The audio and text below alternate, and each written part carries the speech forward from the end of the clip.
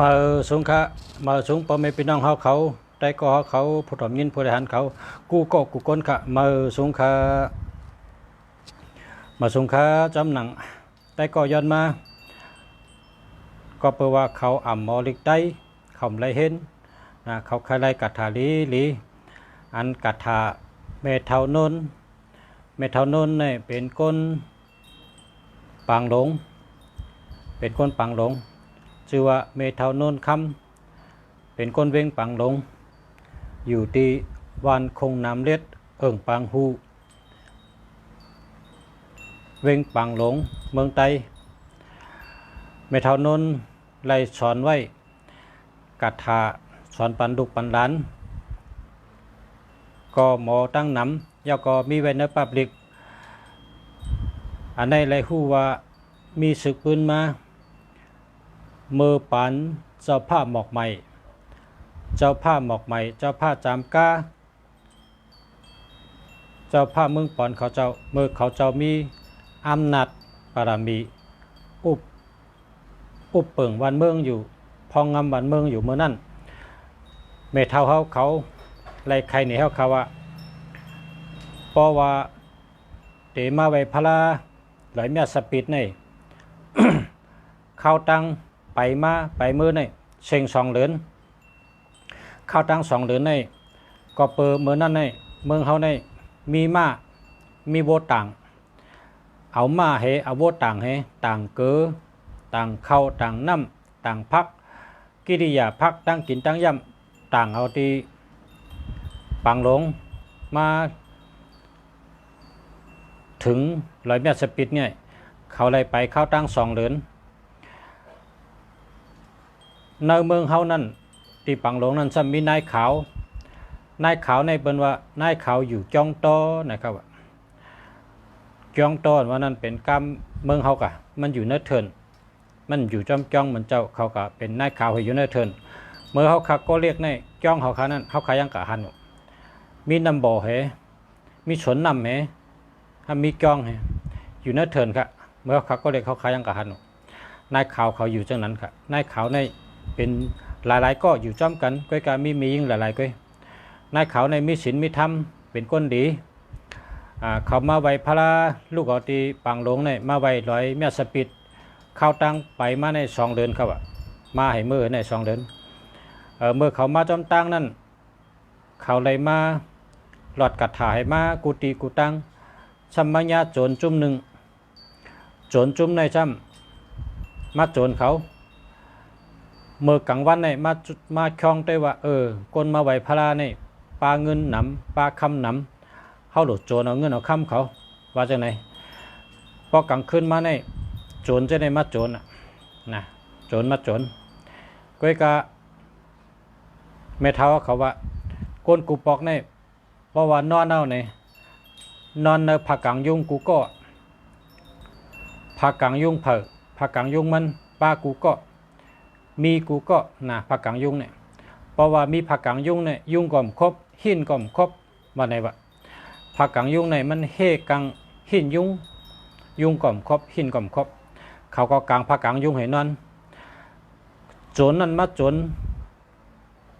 2 ปอก3 ปอกจนถึง3 ปอกครับก้อยกะ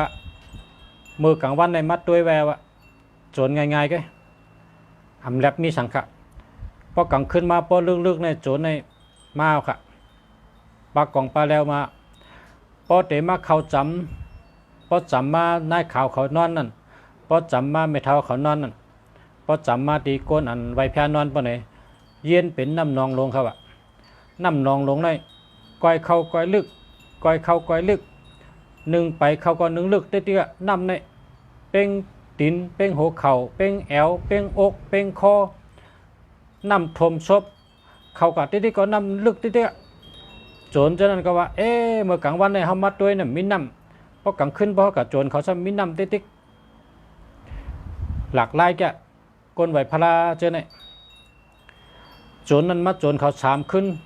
งานน้ำกูขึ้นกำเนี่ยโจรก็โจรโจรเจานั้นโจรค่ะขึ้นเป็นก้นดีขึ้นเป็นก้นดีเฮียวก็มาเฮ็ดก็ก้นกับไหวพลา เฮาขาดย้อนกับจอมชูเจ้ากับไว้พระ ชูเจ้ากับไว้ร้อยเพียละแม่ชุดเทปร้อยเองก็ร้อยสปิดก็เขาขาดเด็กกับจอมวันนี้วะกำในโจรก็กับจอมเขาต่อถึงร้อยแม่สปิดร้อยแม่สปิดยังใหม่อันนั้นเปิ้นกับไว้พระโจรก็กับไว้จอมเขาเปิ้นไว้ก็เขาไว้เปิ้นสาก็เขาสากันในหึงมายาวกินชุกกินลิบกันมาหึงปีหลายๆวันก็โจรเจ้านั้นจังถามนายขาวว่านายขาวแม่ขาวเขาแม่เท่าเขาในรอดกาถาสังหาบ่ตินอนในเขาจังรอดช้างเขาก็รอดพระกุ่งตะลากุ่งสังขะกุ่งเสียชมากุ่งปอกุ่งเมกุ่งเจ้าวันเจ้าเมืองกุ่งเจ้าน้ำเจ้าลิ้นขำชินไว้แพ้ให้นอนที่ไหนก็เขาก็มีจังไหนก็เขาจังมีกาถาหังว่าคือหลายแม่เท่าเขานายเขาก็ว่าออกกาซากายกรรมแล้วก็ขำชินหาเพราะขำชินหาก็รอดอิติปิโสแล้วก็นับหมากแล้วก็ส่งเมตตาขึ้นบวยกุศลเพเมตตาพอเตนอนก็ปึงกุ่งพระปึงกุ่งตะลาปึงกุ่งสังขะปึงกุ่งเสียชมาปึงกุ่งปอกุ่งเมปึงกุ่งเจ้าวันเจ้าเมืองปึงกุ่งเจ้าน้ำเจ้าลิ้นอะไรอยู่ดีกินวันรอดเพศเสกรรมวันไหนเขนอนก็นะว่าจังนั้นโจรนั้นก็ไปยุ่มโจรก็มยุ่มโจรฉะนั้นตั้งแต่เขาหญ้ากันนั้นโจรก็จ้อมเขามาไว้ลอยแม่สปิดเกียงใหม่พอไรไว้แม่สปิดเกียงใหม่เนี่ยช่ำกับไว้กองมูลำปูนเมื่อไว้กองมูลำปางยาปเจสามเตียวขึ้นมาขึ้นเนมาไว้ลอยแม่สปิดเกียงใหม่ยาวก็ขึ้นเมืองไตขึ้นเมืองไตขึ้นมือจอมโจรก็มือจอมปลาตั้งจะรีบจักกะตั้งกินตั้งยำเขานำตั้งกินให้มือจอมเขามือกะถึงกันแล้วเนี่ยโจรจะนั้นมือถึงเมืองกึ่งเขานักศึกปืนเนี่ยค่ะนะโจรจะนั้นมือถึงเมืองกึ่งพอมือถึงเมืองกึ่งเนี่ยเขามือหันเปิ้นเฮ็ดหมอเฮ็ดหวานเฮ็ดน้ำเตาลิ้นหมอลิ้นหวานลิ้นเขาเพราะเขามือหันเนี่ยเขามือแห่นให้แม่นหับเขานั่นนะให้ปอหับเป้ไรเขาเมื่อเสื้อก็หับเปิ้นว่าชูเตียวกันเลยเนี่ยเขาเตียวเมื่อขายเมืองเขาเตียวขึ้นเมืองเขาชูไม้หังเขามาจมเมฆขาวเขามาจมเมฆเท่าเขามาจมก้นกับใบพลาก็ได้ชูเตียวเมื่อขึ้นเนาะให้เมื่อขึ้นคำในลูกเอาเมืองกึ่งเหี่ยวขึ้นหับเอาน้ำเตาเขาหวานเขาหม้อเขาเนี่ยหับเหี่ยวขึ้นเมืองไหนครับนะขึ้นเมืองไหนเขาจังมาหมอเฮ็ดอันเป็นน้ำเตาลิ้นหวานลิ้นเจ้าไหนนะครับนะว่าเห็นนั่นเฮ้กำในโจรในซ้ำอุบในเปิ้นค่ะอุบในเปิ้นว่าเฮาในไรกัดถาเลียในว่าไรจังเหือนี่ออกาซากายกรรมเพราะออกาซากายกรรมก็ขำชินหาเพราะขำชินหาก็ไว้พระเพราะไว้พระก็นำหมากเพราะนำหมากก็ส่งเมตตาเพเมตตาทำขึ้นรถปึงกุ่งพระ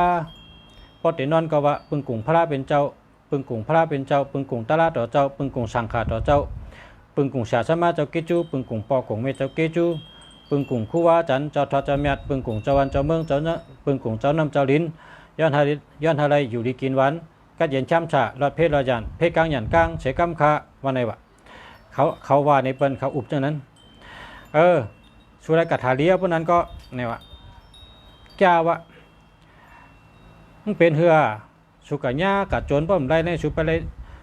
ยจอมเฮ็ดตะเป้เขาเมื่อถึงเมืองใต้เมื่อถึงเมืองกึ่งในเป็นเหือโจรไรกัดถาเขากัดนะเพราะกลางวันในกัดด้วยเขาในหุงกินข้าวกินพักดิโกหังเขาป้าเงินป้าข้ามเขามาหลุมมาต้านของเพราะกลางขึ้นกับโจรเขาในเป็นน้ำเพราะเขากว่าจู้ในหนึ่งเขาจู้น้ำก่อนหนึ่งลึกหนึ่งเขาจู้น้ำก่อนหนึ่งลึกเห็นไหนเขากับโจรชามขึ้นทับกันเขาโจรไรเขาก็ขึ้นไวเขาเฮ็ดตะเป้เขาเมื่อถึงเมืองเขามาวะอุปถัมภ์เจ้านั้นกันใน กากากามากากากามาเว้นก้นสืบก้นไม่สืบไม่อายหมอกกว่าจอมล้มจือเสียงก้นกว่าจอมวันในเป็นวันนั้นก็ในจำข่าวในขึ้นถึงนายข่าวเขาขึ้นถึงขึ้นก้นใบแพ้เขาก้นจะในอันที่เขามาจอมเฮาในเขาคาไรกัดถาเฮาหน่าวะในเขาจะในพาเลมอกัดถาเข้ากันก็ขึ้นถามกันนะครับเนี่ยพายก็ว่าเฮาวันนั้นก็ไวพระอากาศกายกรรมเฮคำชินหาเฮรอดอิติปิโชเฮห้ามปึงกุ่งหาป้าเห็นนอนแกหนาหมอจังนั้นแกหมอจังนั้นแกถามกาถามมาบะถามกาถามมาจังกะญาตีนายขาวจังได้ชื่อว่ากาถานายขาวเนี่ยนายขาวนั้นรอดกาถาอันไหนวะกำในเปิดทำเอากาจามเต้วะเปิดเอาจามเต้ไตในกากำในเด้ไตในเอากาจามเต้เป็นเมืองกึ่งก็แล้วนี่ก็ชื่อได้คำลาดเพราะว่า คำพองก็ตึกมีในเมืองกลนะครับเนาะคำพองก็ตึกมีในเมืองกลอายุ72มังเจ้ามังตนก็ตึกมีในเมืองกลนะครับก็ชื่อเขาได้ค่ะก็ย้อนรับไปกัน เขาจำได้ว่าเขาไล่กัดฐานในเฮียนะเขาไล่กัดฐานในเฮีย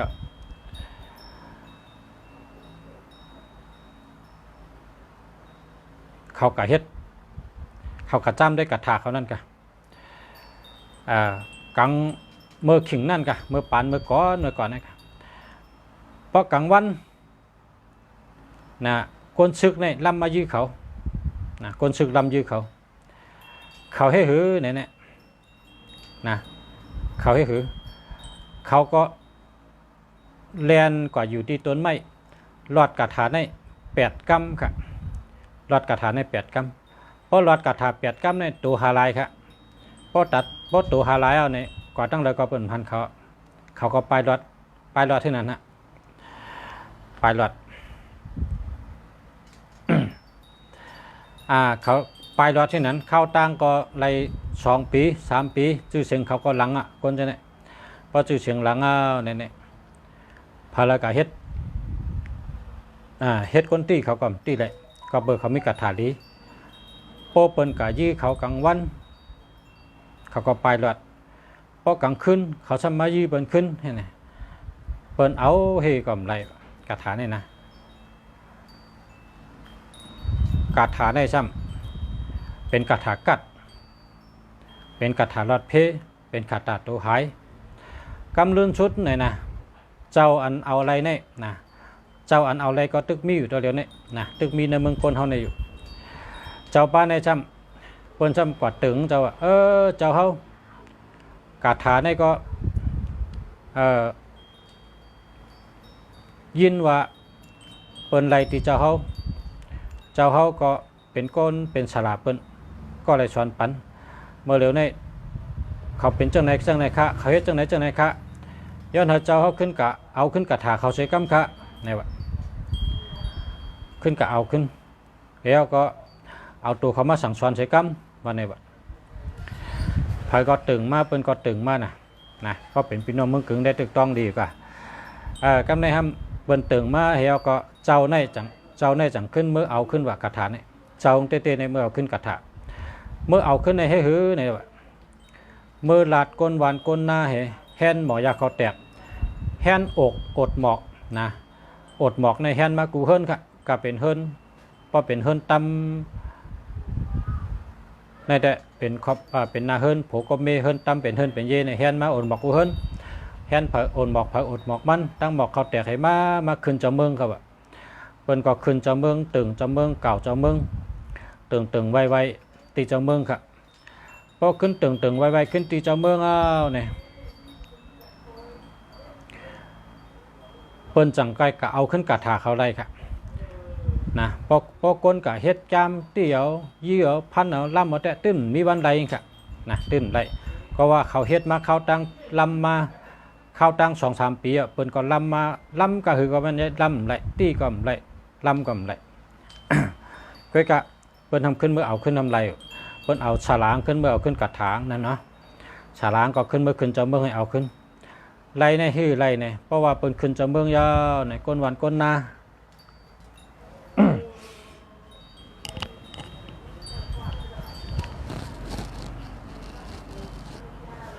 เพราะว่าก้นวันก้นหน้าขึ้นจะเมืองเนี่ยไว้จะเมืองเอาไหน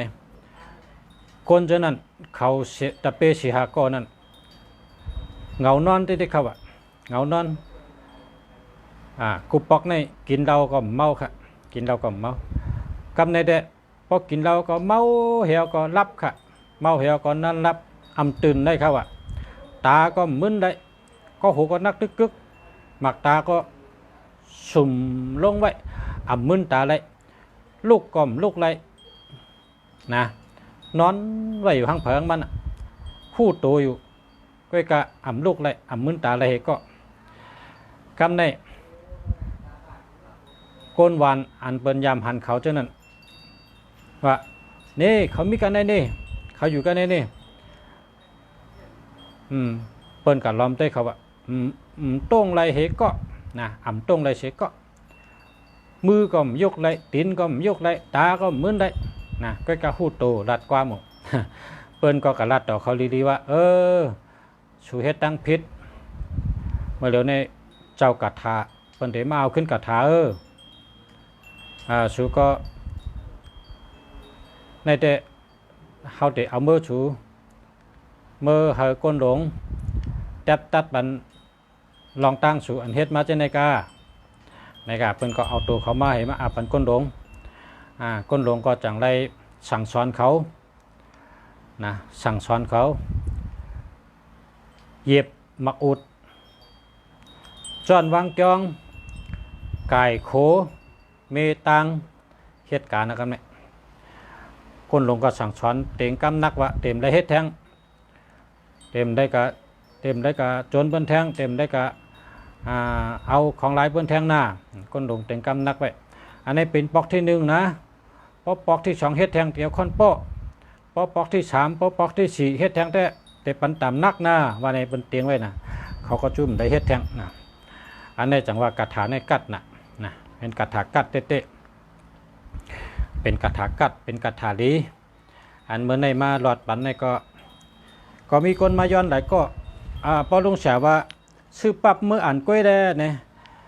มีพี่น้องหลายก็ว่าอะโลเอ้คักไข่มอน่ะเล็กเนี่ยคักไข่มอน่ะเล็กเนี่ยก้อยกาเมื่อก็เรียกในค้าเนี่ยปอเมค้าเนี่ย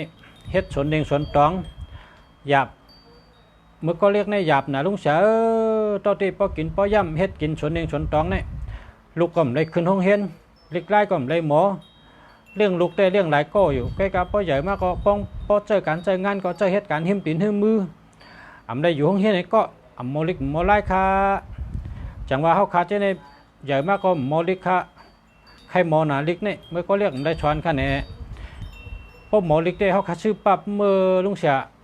ใกล้กับลุงเสียเขาอ่านปันเขาในรายการลุงสาลาแล้วเขาขาติดถ่อมลุงเสียเฮียก็เขาขาติดจักเจ้าเหมาว่าเจ้าเหมาพอลุงเสียหลอดก็หลอดเทิงเขาขาติดถ่อมติ๊กเพราะเขาขาถ่อมนำอยู่เขาขาต้องไรเพราะต้องไรเขาขาติดพึกหลอดเอาไหนช่ำมีนำน่ะคนปีน้องไต้โมลิกช่ำมีนำน่ะก็เลยก็ว่าใครไล่ปั๊บลุงเสียเฮ็ดออกนั่นใกล้กับโมลิกนี่ข้าใครโมน่ะลิกนี่วันไหนกำนำเมื่อไหนก็มีคนย้อนมาหลายเกาะนะมีหลายเกาะย้อนมาก็ข้าก็เตย้อนอักข้าง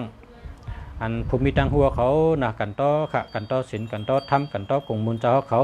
กันต่อศาสนากูบาจันกูเจ้ากูป้ากันต่อปทเมเทากันต่อผู้ใหญ่คนโด่งตั้งหลายและภูมิตังหูนำตั้งหันกวางเขาตั้งเซ็งคาเตย้อนรอดกระถาในนะพอก็เลยเจอเมียนตั้งก็เฮมีพรหลีอันได้กินได้ดูมักมีขึ้นเยอะมาสูงกว่าตั้งเลยเฮรอดเพกว่าลีมาหลอดกะฮอดมาถึงเพกังหยันกังเหมือนหนังเนื้อแก้มว่าไว้ใส่กำค่ะนะไปกับโปรเจกต์กับเฮ็ดลองพิษลองลองพิษศีลพิษธรรมแต่อย่าไปมัดเดือดเขือกค่ะอาเปียนค่ะก่อมเอาก็เนาะมันเป็นกระถากัดเพราะชัวกัดเจ้าลองพิษเปิงป้อนไหนก็เผาเฮ็ดก็มันเอาอาเปียนนะเผาเฮ็ดก็มันเอาเฮ็ดจังคือก็แต่ไรจังนั้นเผาเฮ็ดก็มันแต่ไรแกก็กับพอเฮ็ดลองดีในก็เป็นกุศลค่ะเนาะตาหน้ากุศลปารามีพอเฮ็ดลองดีในแต่ตาหน้าปารามีว่าเพปันปารามีฮาเลยมอหนังกันฮาเลยอยากอมศพหนังกัน เอาหลอดเอาห่อเอาอ่านเอาว่านะนอนให้ว่าก็ไรนั่งให้ว่าก็ไรเอาไว้พระก็ไว้นะอันเมื่อเดี๋ยวในพอต้องเป็นไผ่ปารีในมันยาวนะข้าก็เลยปารีก็คาไรอยู่นะก็การเมื่อเดี๋ยวในคาเตเอาเป็นอันกำไตนะอันกำไตเจ็ดนั่นมาอ่านในพ่อแม่พี่น้องเขาเลยต้องกันไว้คู่กันไว้กันเนาะ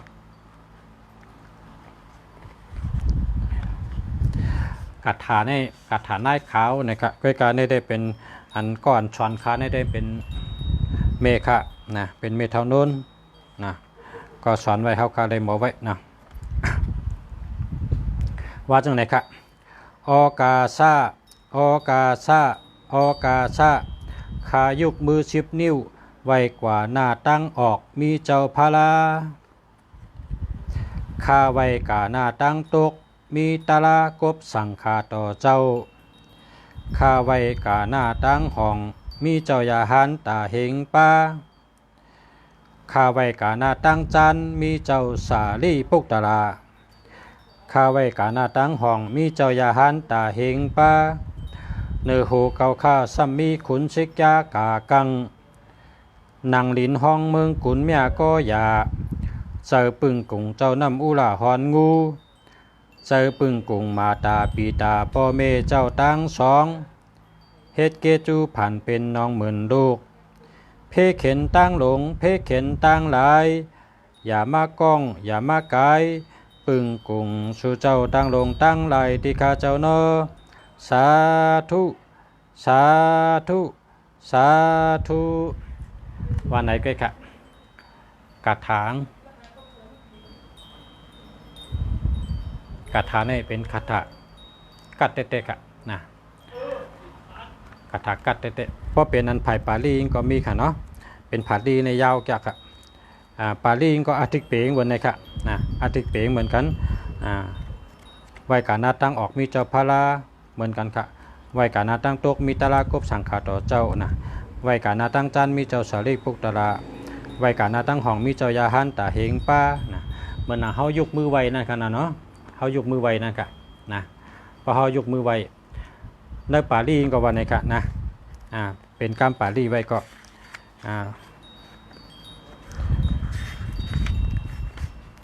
ปาลีเนี่ย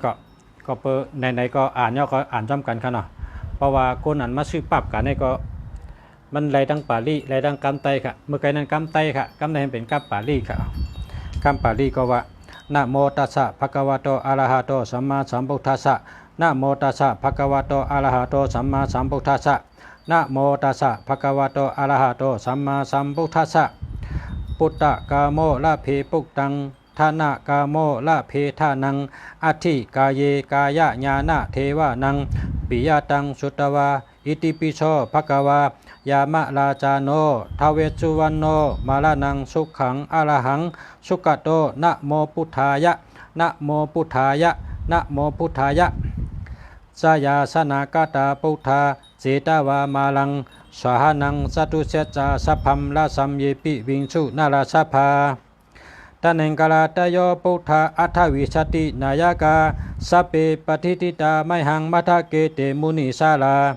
สีเสปฏิทิโตไมหังปุกโทธรรมโมทาวิโรจาเนสังโฆปฏิทิโตไมหังอุเลสปากุณากาโลหัตเยเมอนุรุโทสาลีปุตโตจาตะคิเนกอนติญโยปิติปากาสมิมกลานจาวามาเกตะคิเนสาวเนไมหังอาสุงอนันตยาหุโลกัสสปจะมหานามอุปาสุงวามาโสตเกเกสันเตปิติปากาสมิงจูลิโยวะปะพังกโลนิชินโนสิริสัมปันโนโสภิโตมุนิปุงกาวกุงมาละกัสสปเทโลมหิสีจิตตวัตโกโสไมหังวัตเนนิจังปฏิทาสิกุณากาโลปุณโนเองคุริมาโลจาอุปาลินันตะสิวลิเทโลปัญจอิเมจาตานละเตติลากามะมะเสสาสิติมหาเทลาวิจิตาจินาสาวกาเอเตสิติมหาเทลาจิตาวันโตจินราชาจารันตาศิลาเตเจนะอังคะมังเคสุสันติตาลาตานัมปุระโตอาสิตะกิเนเมตตาสุตากังทัสสะกังปัจจโตอาสิวาเมอังคุริมาลากัง ขันธโมระปริเตนจาอาตานาติยาสุตกังอากาเสสาธานังอาสิเสสาปะกะละสันทิตาจินานาวราสัมยุตตาสัตตปะกาลาลังกาตาวาตาปิตาติเสนจาตาภาหิและจตุปัตวาอาเสสาวินายังยันตุอนันตจินาเตจาสาวาสโตเมสกิเจนะสัทธาสัมพุทธปัญจเลจีนะปัญจละมาจาจัมหิวิาลันตังมหิตาเลสัทธาปะเรนตุมัมสเปเตมหาปุริสาสภาเอเจวามันโตสุขุกโตสุรโคจีนะนุโพยนะจิตุปัตตวธรรมานุโพยนะจิตาริสังโฆสังฆานุโพยนะจิตันตรายโยสัทธรรมะนุภาวะปาริโตจารามิจินะปัญจเลติสาธุสาธุสาธุในค่ะอ๋อเพราะว่าเป็นปาลีในก็ว่าจังไหนค่ะเนาะเพราะว่ากรรมไตเฮาค่ะในแต่ว่ามันเมื่อไกลค่ะกรรมไตเฮาค่ะได้ง่ายๆนะขึ้นว่ากรรมไตลบหลังใส่ก็แคมดับค่ะเนาะว่าแทงกรรมไตแทงกรรมค่ะเนาะออกาซาออกาซาออกาซาข้ายุกมือ10 นิ้วไว้กาหน้าตั้งออกมีเจ้าพาลาข้าไว้กาหน้าตั้งตกมีตาลากบสังฆาต่อเจ้าข้าไว้กาหน้าตั้งจานมีเจ้าสาลีปุกตลาข้าไว้กาหน้าตั้งห้องมีเจ้ายาหันตาเฮงป้าเนื้อหูเกาคาสมีขุนสิกยากากังนั่งลินห้องเมืองกุนเมียก็อย่าเสือปึงกุงเจ้าน้ำอุลาหอนงูเสือปึงกุงมาตาปีตาพ่อเมเจ้าตั้งสองเฮ็ดเกจูผ่านเป็นน้องหมื่นลูกเพเข็นตั้งลงเพเข็นตั้งหลายอย่ามาก้องอย่ามาไกายปึงกุงชูเจ้าตั้งลงตั้งหลายที่ข้าเจ้าโนสาธุสาธุสาธุว่าจังได๋ครับอันนี้เป็นบางทีเขาก็แต้มไว้เป็นกระถานายขาวนะอันนี้ได้เนื้อปับในได้มีลุงเสียแต้มไว้ว่า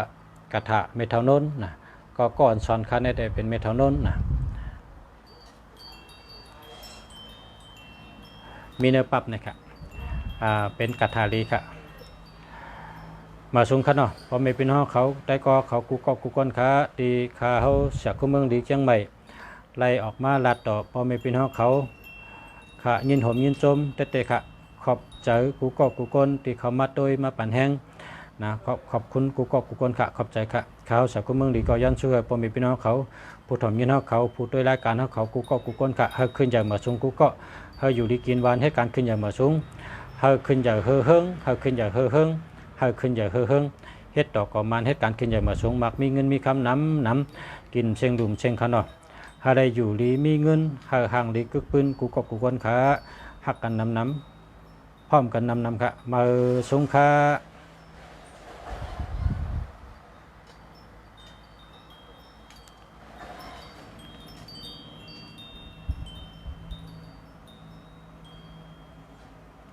ยินจมเตะค่ะปอชะมาสอนบันปิญญาค่ะยินจมเหมือนกันค่ะยินจมค่ะมาสูงค่ะ